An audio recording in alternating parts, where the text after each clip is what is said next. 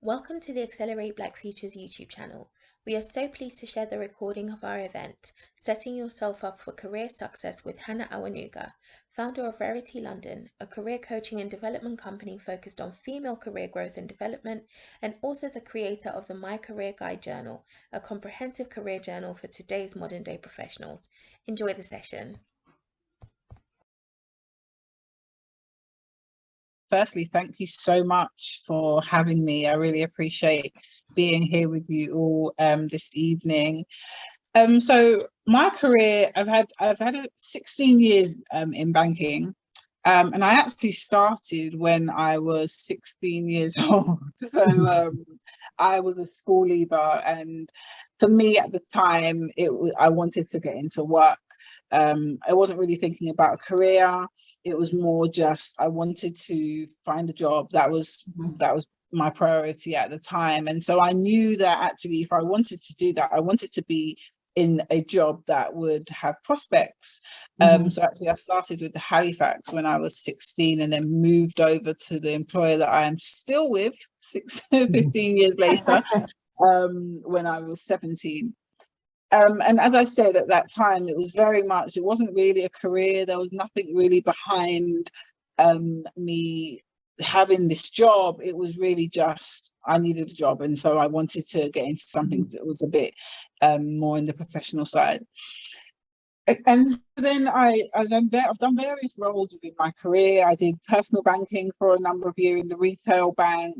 And then I think after 4 years, I started to think, okay, well, I actually do like banking. I like the organization, but I didn't go to college or university. So I'll probably have to leave and go and do uni and to be able to excel in my career. And then there was a manager at the time that said, well, you don't need to leave because the organization has just launched this degree program. And so maybe they might take you on exemption. So first career lesson was if you don't ask, you don't get. So I inquired and I said, look, I don't have the UCAS points that you're looking for. However, I do have this experience that I've had for a number of years. And they went away and they spoke to the business about it, and then they came back and said that they would accept me on an exemption. So I then went on to do the degree program, which was a 3-year degree program on management and leadership, fully sponsored while working and earning money. So actually that was the right path for me. That was, how I was able to get my degree and also work. And then after that, I rolled off that program and I went into a branch manager role. It was my first ever branch manager role. I remember turning up and at the branch, and I was 23, so I was thinking they really trusted me to run this branch for myself. But it was an awesome opportunity, great experience for me. I was able to build a team, really learn on the job about how to be a leader. And so for me, that then really helped me start to think about the direction that I wanted to take my career. So after I became a branch manager, I then became an area manager in business banking, because I suppose the branch manager role really let me know that I enjoy leadership. I enjoy developing people. I enjoy being in an environment where other people want to grow. And so I often call it leading through others, right? So I was leading my team, but really they were performing. And so I did that. I did the area manager role. And then again, I took a step back.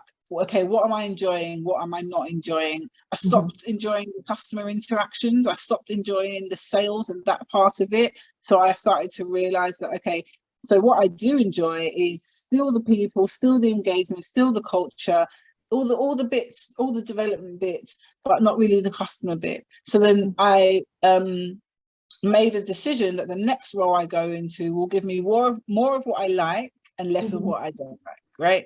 And so that was my first transition into head office. And so I moved into a head office role, which was very colleague-centric now. There was no customers, and it was my first strategic role. So this was now taking me out of the tactical day-to-day running of leadership and more that really high-level scaled leadership. And it was hard.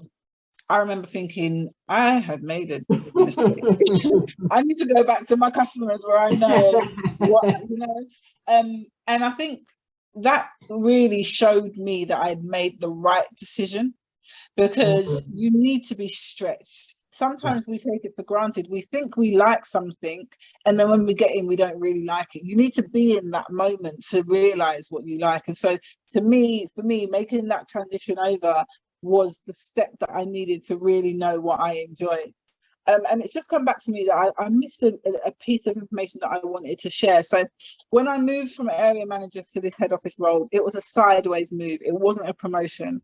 And even as I made that sideways move, I had to do quite a bit of work to get that sideways move. So luckily I was performing as an area manager, really high performing team. So I asked my manager if I could go and do some shadowing. Like, I wanted to find out what do I like, and what could I do in head office. And because I was performing, she allowed me to go and shadow a team for once a week. So once a week, I rocked up into head office. I found the team, I found the leader, and I said, look, I want to do this, and they supported me. So for once a week, for 8 weeks, I went up there and just sat there. Obviously, what you can't really do much because you're only there for 1 day a week. But what was really important to me was to make sure that I had an impact. So I brought along with me the lived experience I had by working in the branches, because this was a project team. So 8 weeks later, the line manager said, you know what, that was that was great to have you. We haven't got no opportunities, but we'll let you know. And then within 2 weeks, they'd call me back and said, oh, there's an opportunity. Fancy that. There's an opportunity that we think that you would be great at. And so that I then went for the interview and moved into that sideways move. The reason why I say that is because often we think that to develop in your career, you need to be promoted. You think that is the natural thing, one step after another, and sometimes it's not. Sometimes you need to go sideways before you go up. Right? Because what you're doing is you need, when you're thinking about growing a career, when you're thinking about developing your career, it's no longer about the promotion, it's about the skill set. You need to grow your skill set, because when you grow your skill set, you become much more appealing. So I knew I had the customer background, I knew I had the leadership background. I didn't really have the strategic, stakeholder management background. So me making a sideways move was able to get me there. And then I went off to have my third child. In that time, I had 2 kids. I had my third child, and then when I was on maternity leave, again, reflected, what do I want to do? Didn't want to go back to that role now. Had done it for 2 years, and then made a decision that on maternity leave, I was going to start applying for jobs. I was going to start applying for a promotion, because I'd done the sideways move now, so I was ready. I had the skills, and so I applied on maternity leave, and I was offered a job, and they waited for me to return for 4 months before I started the role. And so that was the D&I role that I was in. And then last year I was moved into a global head of colleague engagement role, which is what I'm doing now. Perfect. Thank you very much. Just a couple of things I wanted to highlight. I loved kind of the journey through, and I think you kind of pinpointed some of the things that we should be taking away. I think the first thing that jumped out at me is your manager, who you were kind of saying, oh, I have to go off and do a degree. And he was like, oh, actually. And I think that just highlights, when you've got someone who is supportive, how that can really make a difference. Because can you imagine if you had that break to go off for 3 years and then you had to come back in? So I really, I love that. And I think your piece around, you don't ask, you don't get. It's the same thing with you going to work shadow. It's almost like you're creating opportunity for yourself, not waiting to be tapped on the shoulder, not waiting for that vacancy to come up all pretty. You're going out there and kind of using your impact to create your own opportunity. I love that. And the piece around reflecting, always thinking, well, what do I want to do next? I think a lot of the time, someone gave me a stat that we spend more time booking our holiday, more consideration on our holiday than we do on our careers. And it's just a highlight. So when you step back, you can actually be a bit strategic. And I love how you just said, well, I had 2 kids, like that's just a sidebar. That's actually quite huge. So thank you for sharing that. I think now that we've kind of learned, your career journey, if you had to boil that into 3 career lessons, I know you coach quite, a lot of professionals. If you had to boil all 16 years into 3 top things you'd want people to take away, what would that be? So the first is move past your own limiting beliefs, right? I'm not ready. I've not been in this role long enough. My manager's not supporting me. No one's tapping me on the shoulder. There are all things that go through our own limiting beliefs, and they stop us. They shake us in a way that makes us feel like, oh no, well, next year maybe, or I'm waiting for my manager to speak to me about that. Let's move past our own limiting beliefs. Let's do it anyway. Feel the fear and do it anyway, right? Like, it's either you take the leap and it works out, or you learn, right? Yeah. Pretty simple. And so that would be my first one. My second one is be intentional. It's all good and well you knowing what you want to do. Who else knows about it? Yeah. Who else knows that you want that promotion? Who else knows that you want that big project? Who else knows that you're ready for the next step? Sometimes we get so angry that no one's tapping us on the shoulder. We shouldn't be waiting for anyone to tap us on the shoulder. We need to be out there getting our own opportunities. And like you said, I think that's one of the things that I've been very intentional about is I want this. Yeah. So how am I going to get it? Are you going to help me? I'm going to have to move, because that way you then you know what you're working with. Yeah. Right? You know that if you say it out loud and your manager says, oh no, you're not ready, you know where you stand with that person. Absolutely. And even when they say that you're not ready, that's on them. Right? If you think that you're ready, if you have done the work, if you can prove that you are ready, that you've had the stretch opportunities, that you're performing, then it might be that environment is not the right environment for you. And then the first one I would say is that you can't do it alone. For me, when I was a lot younger, I kind of felt like no one's going to help me, so I have to do this on my own.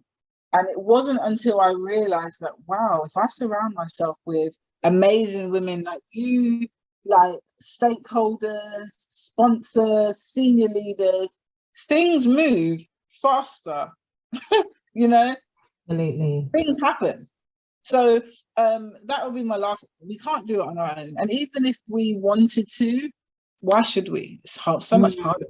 Like, let's surround ourselves with people that can make it easy for us to achieve what we want to achieve.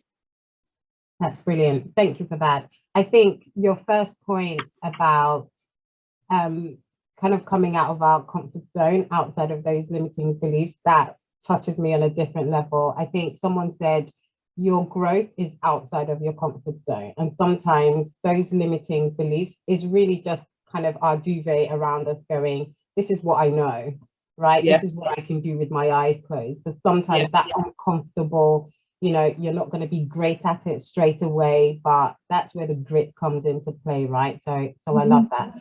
And obviously the whole point of Excellerate is to build a community where you don't have to do it on your own. Things like LinkedIn and also there's so much out there to help facilitate you not staying in your country, in your city. You have literally got the world at your fingertips, and all you've got to do is go out there and rock it. So thanks for that, Hannah. So obviously we're in January, and everyone's, you know, new year, new you. Lots of people then thinking, right, I've heard what you said, I've taken some of your tips away, I want to then stand back and do some reflection of my own. How do they go about setting their goals? How do you go about, you know, you talked about I reflected and I decided here's what I want to do.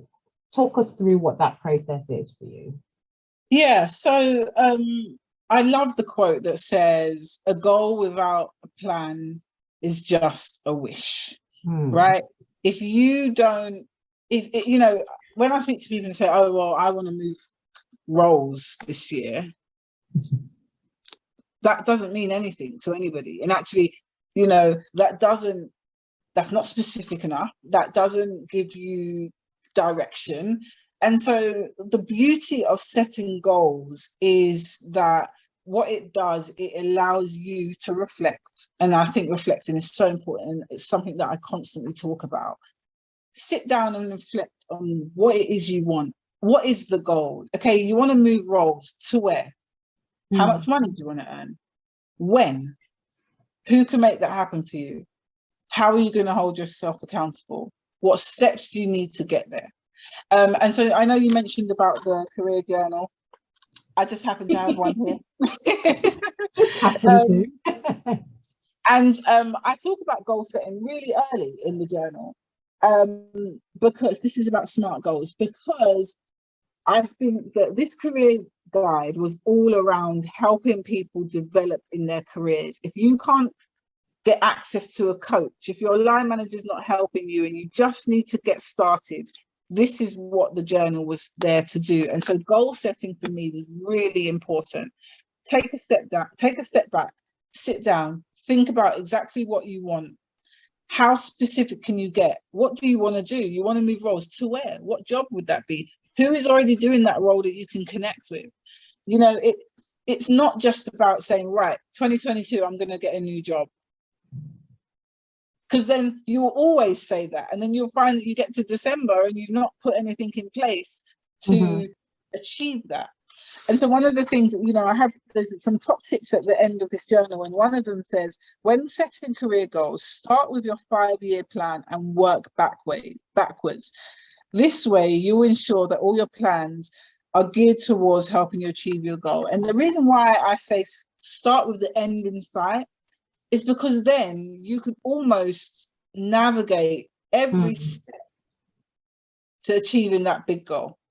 Right? All the little steps that you might need to take. You might need to do a course. You might need to connect with someone on LinkedIn. You might need to go and do some shadowing. All of the little things that you need to do to get you to your end goal. So for me, it's about sometimes thinking about that longer term. What does it feel like? What does 5 years feel like? How do you want to feel? Where do you want to be? And even though that might be 2 roles away, right? It's still about, it's 2 roles away, but what are them 2 roles, right? What are the 2 roles that you need to do to get you to your 5-year goal? That's great. And I love that. I actually wrote that down before you said, like, it's a long-term game, right? And I think earlier when you talked about a career isn't linear anymore, you make lots of different roles, lateral moves here and there. But I think if you've got that 5-year plan, you can check yourself to make sure you're not reacting to a role. It's in line with your plan in terms of where you want to go. I think it's interesting you talk about, you know, people come to you and say, I want to move roles. I think some of the questions, and I'm sure you cover that in the journal, is really asking themselves, where are you now? Are you being realistic when you say, I'm ready for promotion? Because I talk to lots of people who think they're on a different level. And my question to them is, how do you know that? Is it feedback from other people? Or is it just, it's like when you go on X Factor and someone's singing because their mum tells them they're amazing. What's everyone else saying? Just what I mean. I think part of that reflection is asking real hard questions around, here's where I want to get to, here's where I am. What's that gap? And are you realistic on, you know, where you are on that journey as well? Yeah, absolutely. So, and you're so right. So the second page of the journal talks about me.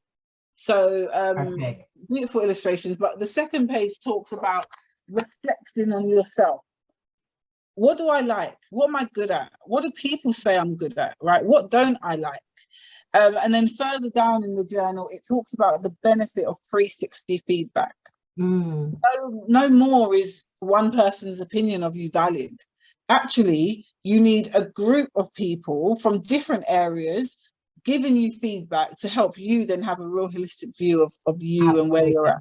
So yeah, they are the things that I put in the journal, and I did that intentionally because often we think, oh, we need to get feedback. Okay, I'll go to my manager, and actually it's not always them. The stakeholders, your colleagues, your peers, you know, everyone can give you a little nugget that will help you develop further in your career. Absolutely. And we're no longer just doing jobs that our manager's the only one that can opine on it.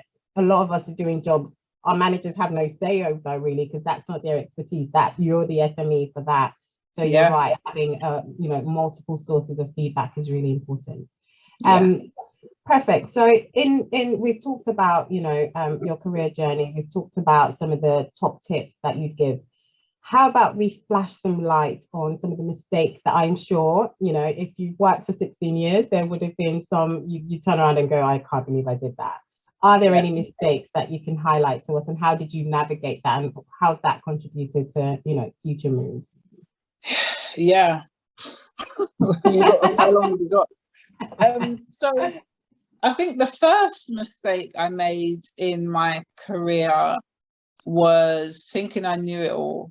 I remember being in my first leadership role, 23, you know, thinking I put my big girl pants on now, and had like cashiers who had so much more experience than me. And I remember one of them saying, you know, my daughter is like 20 years old. You know, that like, because I was trying to do, you know, boss. And it really humbled me, and because then they became disengaged, right? I didn't find a way to connect with them. I went in strong, as you know, right, I'm the leader, this is what we want to do. And what that taught me about my career in leadership is that people buy people, and you're only as good as your team. Right? Yes, you might have got the job as a leader, but you're only as good as the people around you. You're only as good as the people that you can draw into your vision. And so I had to go back to basics. I had to call a meeting. I had to say, look, this is my first role. I'm working on it. I want your feedback. How do we make this? What's been happening already? Like, this team was running before me. What worked well? What do you want to keep? And so being honest, open, being able to reset, being able to acknowledge where I went wrong really helped me. And so it made me realize that if I want to be a good leader, I have to be able to be authentic in myself, but also listen and embrace and you know, allow people to take me on the journey.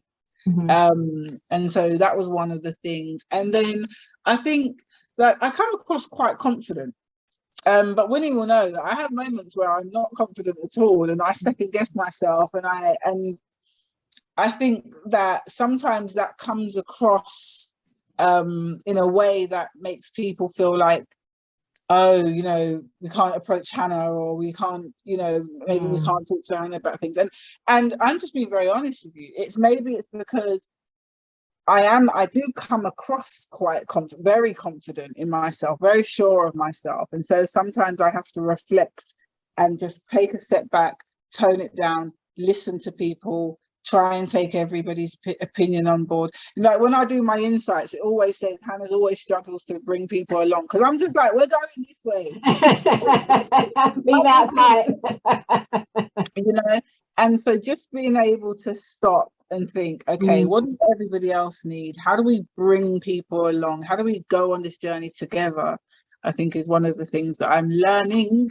You know, full transparency, learning to do better. That's going to help excel me in my career.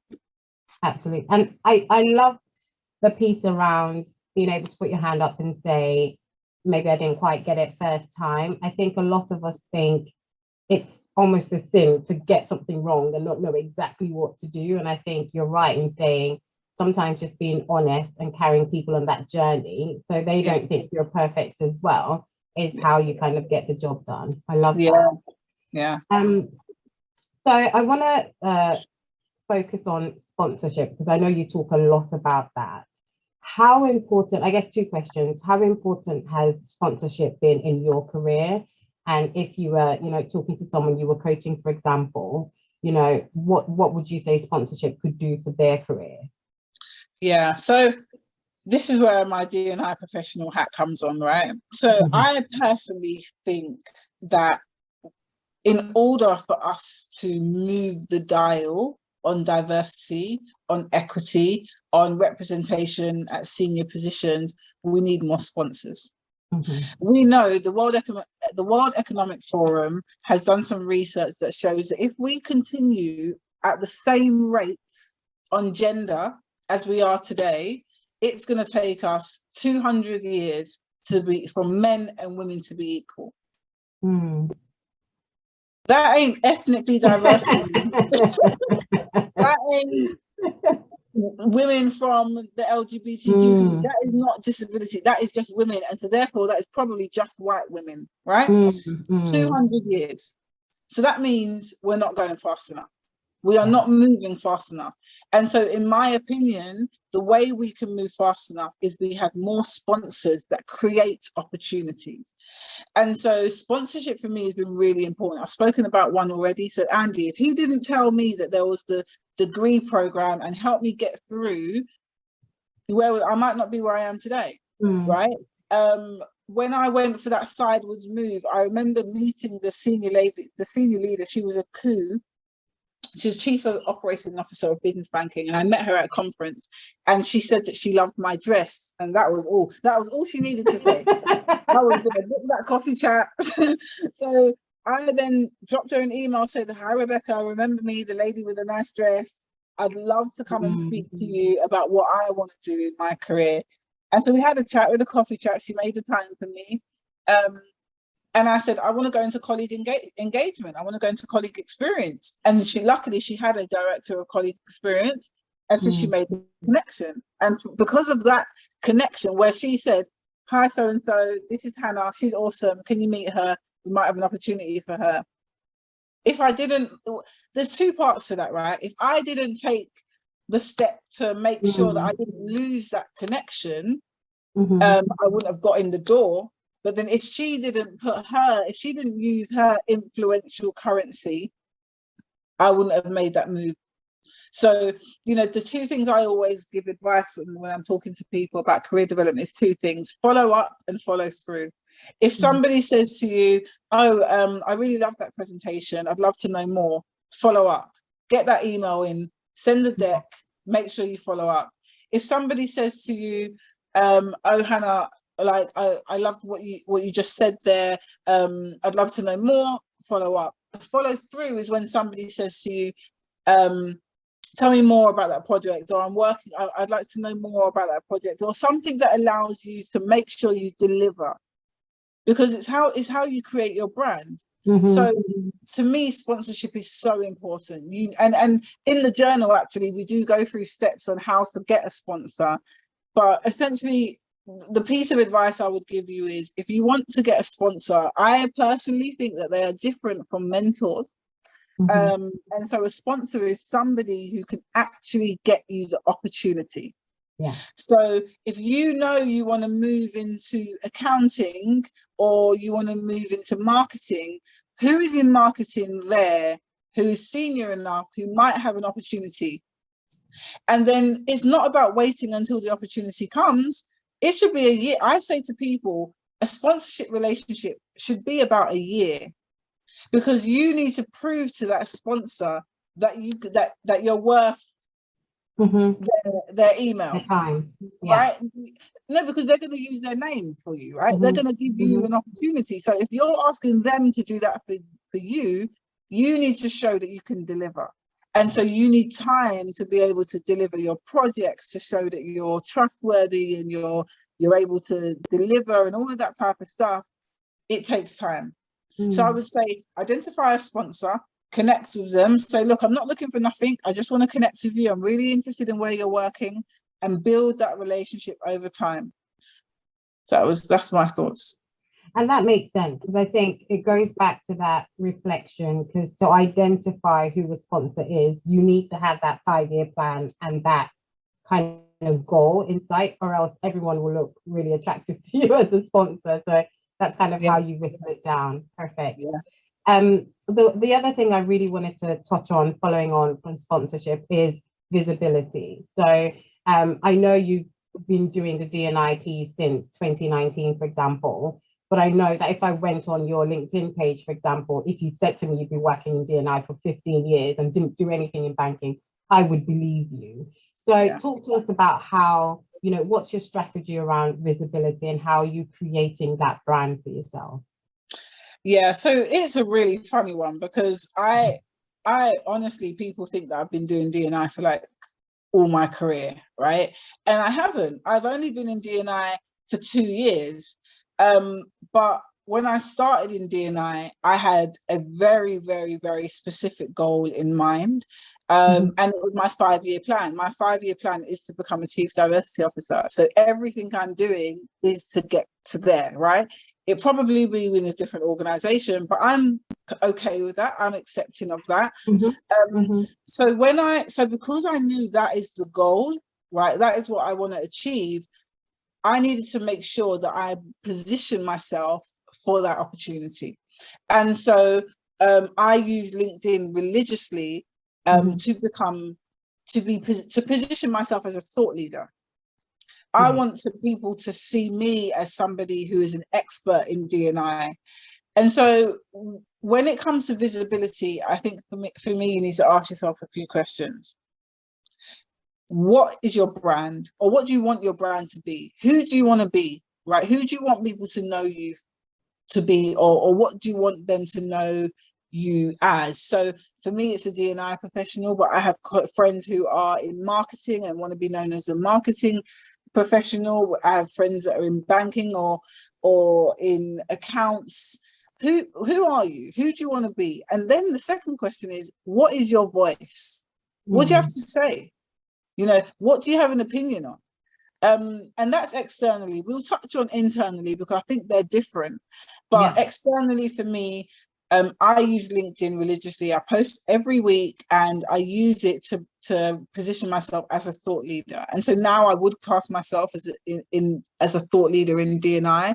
I join panels. I've joined a number of different international panels. I'm asked to speak on particular topics. I'm asked to contribute to white papers and discussions, senior roundtable discussions, and that's all because I have educated myself, so I am constantly learning. One of the things that I do, I was sharing with a friend today, is I have Google alerts. And so my Google alerts, I set them to diversity and inclusion, I set them to Black women, and I set them to race and ethnicity. So anything that comes up in the news about them topics comes to me on a weekly basis. And then I will use that content to talk about it on LinkedIn. And so that's how I'm visible outside of work. Internally, I think it's just about networking. It's about making sure that you're connecting with people. And even in the virtual world, I think you can still network. So I often say, go and speak to somebody who you don't know, maybe your line manager's peer. So because that keeps it kind of close to you, where they know a little bit about what you do, but then they're obviously somebody different. And then when you finish that relationship or you finish that conversation, I then always say, ask them to introduce you to somebody else, right? And that's how you start to build your network and your brand within the organization. And that's how you and also put yourself forward for things. Make sure you're visible, make sure you're out there, you're giving perspective. So yeah, that for me, they are the things that I focus on from a visibility perspective.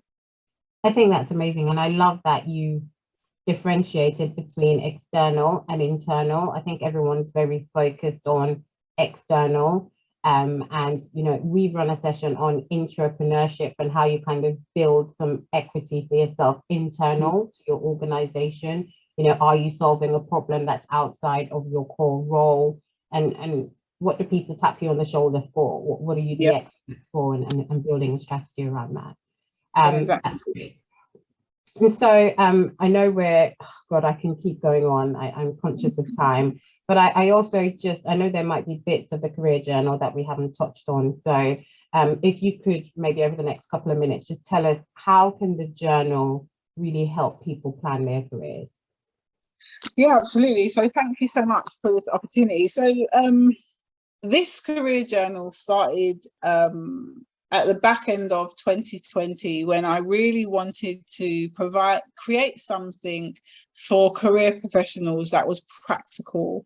So it's a 200-page hardback journal, and it is filled with 10 illustrations of diverse men and women in the workplace, because I love diversity and inclusion. And then at the back, there is a 20-page career guide centered all around supporting people with their careers. So in this journal, this is where the career guide starts.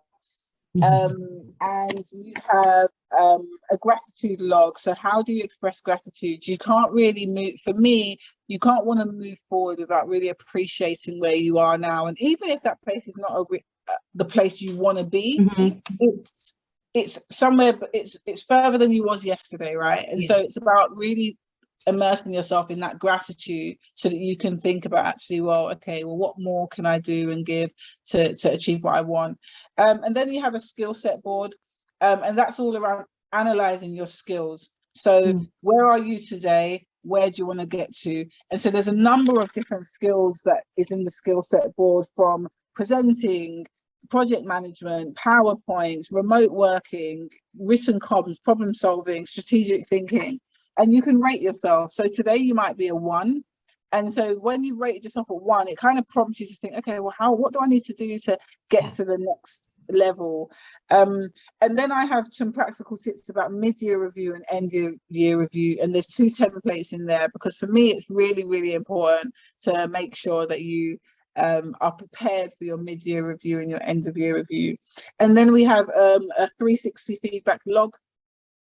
And then we have a strategy around how to build the career that you want. So it talks about, you know, how to make sure that you job search effectively, get a mentor, get a sponsor, how to build a career strategy. And then we've got a page, and this is the best page one of the best pages in the journal. It's called Blue Sky Thinking. It's the only blue page in the whole journal, and it allows you to think big. Like, it talks about, what if there was no limitations, what would you do? How much money would you earn? What career would you do? What would be going on in your personal life? And I really believe it's important to have that vision, because you want to be able to manifest what you want, the life that you want to create, right? The affirmations you want to tell yourself. And then we have a career self-care checklist, because how many of us eat lunch at our desk? How many of us don't take walks? How many of us, you know, have no boundaries when it comes to emails? So that checklist is just a little way to say, actually, you know, it's important to have that self-care. So yeah, there's loads in here. Really appreciate the time to kind of be able to talk you through that. And there is a discount code, so if you want to purchase the journal. But yeah, so I love it. It's my baby. My other 3 babies, but yeah. That's brilliant. Thank you, Hannah. You guys heard it here first. You've got your discount code. I love the whole self-care thing. I think given the couple of years we've had with the pandemic, if that's fallen off a cliff, I think it would be that for me. I think I've been in survival mode in the last 2 years, so it's definitely a priority. And I love how you say to write down. So that word manifest is just so important, because it's almost like you want to see it and speak it into existence and then see it kind of come to pass. So I love that. Brilliant. Thank you, Hannah. We have powered through some of my questions, but I know it's not just about me and my questions. So I know there's been a lot of activity in the chat function, and quite a few questions to go through. First one I've got on here that I can see: what was your one biggest challenge coming back to work after maternity leave, and how did you overcome the obstacle? Tina, thank you. That was a really great question. Yeah, thank you so much, Tina. So I think it was, and I hate to use the word imposter syndrome, but I was coming back from maternity leave to a promoted role. So I kind of turned up in the first day thinking, maybe I'm not ready. Like, you know, maybe I'm not as, you know, I've been out for a year. Maybe I should have gone back into my old role. And so how I overcome that, sorry? Eased yourself back in. Yeah, like maybe I was too ambitious too quickly. And so I think the thing for me was to sit back and reflect again and check myself, right? Because even though I was feeling the tension, the stretch and the challenge, I knew I could do it. It was in me. And so I did some really practical things. I said, look, I know I said I was coming back for 5 days, but I'm actually wanting to come back for 4 days. I need to ease myself back in. And even though my daughter was still going to nursery on that 5th day, it was that day became for me. It was only for a short time. I only did it for 2 months, but that day was for me to just ease myself back into being a mum. Not being a mum, being a woman, being a Yeah, career person, right? yeah, Because all I've been is mum for the last 12 months. So that was one of the things. And then reconnecting with people and just connecting and going for coffee chats and all of them things really helped me kind of get back into work. And if you're a career person, you kind of want to get back in. After 8-9 months, you start feeling a bit itchy, like this life isn't for me, I need to get back to work.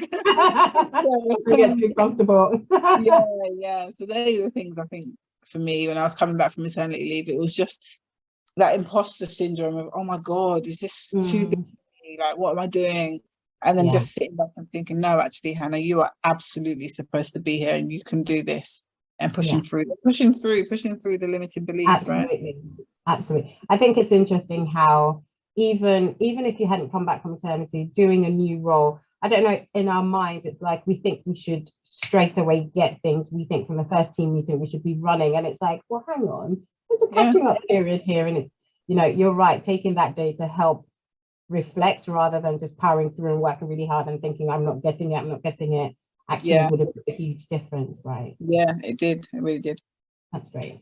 I got another question here from Tina saying, sometimes leaders or managers don't support you with your progression.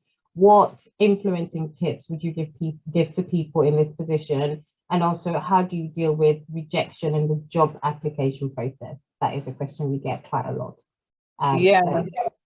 So often when I tell my career story, I say it so quickly that people are like, wow, like you've had a great career, like, you know, and they just feel like it's been all rosy. I went for 10 VP jobs in the space of 2 years. 10 jobs, 10 times they told me that I had benched. And 10 times they didn't offer me the role. And the first couple of times it was disheartening, but then I thought, no, I'm not going to let this dishearten me. Every time I have an interview, I'm going to write down the questions and I'm going to think about the questions and I'm going to make sure that I prepared myself better for the questions. So by the 8th time, I knew what you were going to ask me, and I had all of the tools to make sure that I was the best candidate, and I still didn't get them. And so I'm a firm believer that yes, you can do everything in your power, but you are not the only source of power. And I'm just a Christian woman, so they weren't right for me. Like, where I wouldn't be where I am today if I took any of them roles. None of them would have got me to D&I. So I think that to that point about job searching, I just wanted to say, like, it's not always easy. Sometimes it's really tough. The only person that can tell you is my husband. The cry, the cry that I've cried for these jobs, because it's hard in that moment. But one of the things I say all the time is we need to learn how to fail fast. Right? You fail, you learn, you move. You have to be. We can't be in a space where we dwell, and a lot of women do that. So that was for the job searching. It was hard, but it was like, right, up again. I was speaking to one of my coachees, and we were talking about jobs, and I was like, well, what? She's like, oh, what are they going to ask me for this question? I was like, but how do you not know? You've had 3 interviews. And she was like, oh, I can't remember. I was like, well, that's the first issue, right? Write it down. Whether it's a good interview or a bad interview, or you got it or you didn't get it. Reflect. What questions did they ask me? Right, soon you'll have a notepad of questions that you know are going to come up that you've prepared for. That becomes really easy, right? So to that point, and then to the other point about when your leader's not supporting you, goes to my earlier point about networking. So again, a conversation I was having around performance reviews, and that this particular person said that their line manager wasn't supportive, but because we had been working together, she had built a board of directors around her line manager. She had had coffee chats with a few of his peers. So when it came to the performance conversation, there were other people in the room that were saying, oh, actually, no, she is really good. And so when her PD was delivered to her and she wasn't happy, and she wanted to appeal, it was overturned because actually the other leaders had her back. And so what I would say is that your relationship with your manager cannot be your only relationship that you invest in. You have to invest. People call it, you need to build your board of directors around you. your personal board of directors, people that are going to help you, mentors, sponsors, you know, people that are just advocates for you, allies.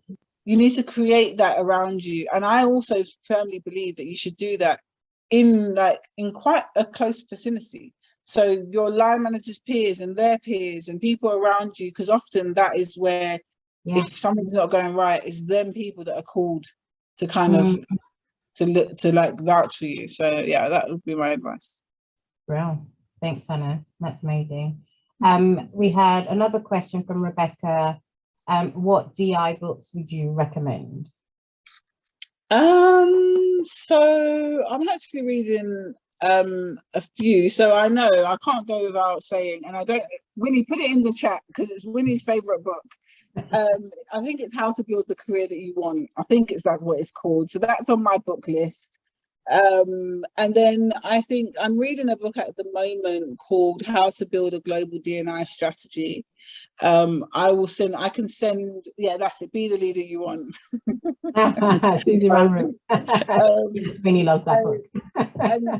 And so I'm reading that, and then there's the famous Why I'm No Longer Talking to White People About Race by Rennie and Edo Lodge, right? That is a key one, even for Black people, because actually it gives you the tools to have better conversations about race. And so yeah, I could send a few over that I would recommend. I have a few on my list, but the one I'm reading at the moment is How to Build a Global D&I Strategy. And I'll put the name, I'll send over the name. Perfect. Right, I'm conscious of time. I think those are all the questions for now in the chat, but if I've skipped any, please don't be alarmed. We will collate that and send that over to Hannah. We normally do a newsletter anyway after our event, so we'll share that across. So Hannah, it's been amazing. I could literally talk for another hour and not know, so I'm gonna stop myself now that I've got the chance. Thank you so much for joining us. I'm gonna hand over to Winnie to just wrap us off this evening. Awesome, thank you so much for having me. Brilliant. Thank you so much, Bea, and thank you, Hannah. I wrote so many notes down. I have the pleasure of spending quite a lot of time with you, and I think every single time I hear your career story, I learn something new. I love what you said about building the board of directors, but also more importantly, that ownership piece. When you were sharing about LinkedIn, I really want everyone to take the nugget back that you're able to create a perception of thought leadership yourself. And we shouldn't wait for people to take ownership for us. I think if anything that everyone can take today is just how much tenacity you're shown for championing yourself. And I think we can all learn something from your story. So thank you so much for sharing that with us. I'm definitely inspired. And I know everybody has been too, because I can see some comments in the chat. I just wanted to share a couple of brief reminders before we close off the session. So first of all, another reminder that Hannah's book is available on her website, which is raritylondon.com/shop. And you can get a 10% discount code using the code Excellerate. So please do use it to get your copy. It's just such a phenomenal reflection tool for just asking you some of those guided questions as you make those decisions on your careers. I also couldn't finish today without saying a massive thank you to our team. Bea and I often appear on the screens for those who've been on our events since last year, but we are definitely not a two-man band. There is a massive engine that is just our rock. We don't know what we would do without our amazing team. So thank you so much to Eleanor, Keji, Ifya, Tina, Harry for everything that you do to make Excellerate what it is. We're just so grateful for our dream team. I also wanted to remind everyone that there will be a survey that goes out after the session, so it will be coming out to you within the next 5 minutes. So please do take a minute or two just to give us your feedback, because what it does, it enables us to understand what you need from us and how we can better serve you as our beloved community, and make sure that we provide you all the content that you want to hear about. So please do keep your ideas coming, keep your feedback coming, and share some great quotes about what you've heard about Hannah today in there as well, because it helps Hannah to be able to get her word out there about her journal more and the impact that she's making go out further as well. If you enjoyed the session today, please post about us on your Instagram pages and also on LinkedIn and tag us. We will interact with you. So that's another way to be more visible and drive engagement. We will make that commitment to you if you tag us in your posts. And equally, please do check out our website if you'd like more information. We've got all the links to our recordings of previous events, including Hannah's, which will be on within the next week. We also have information about blog posts. So if you just want quick nuggets, tips, advice, there's so much information on our website. So please do check it out. And information about our next event will be up shortly. You can also email us at info@excelerateblackfutures.com with any questions you might have. And with that, we have reached the end of the session. Once again, a massive, massive, massive thank you to you, Hannah. We're grateful for your time. And thank you all so much for spending your evenings with us. We've loved being with you. And we hope you've enjoyed the event as much as we have. Thank you, everybody. Have a good one. Thank you so much. Thank you. Thank you. Have a great evening. Thank you for watching. We hope you found this video useful. Don't forget to share it with a friend and make sure you subscribe to receive more content like this. Thank you.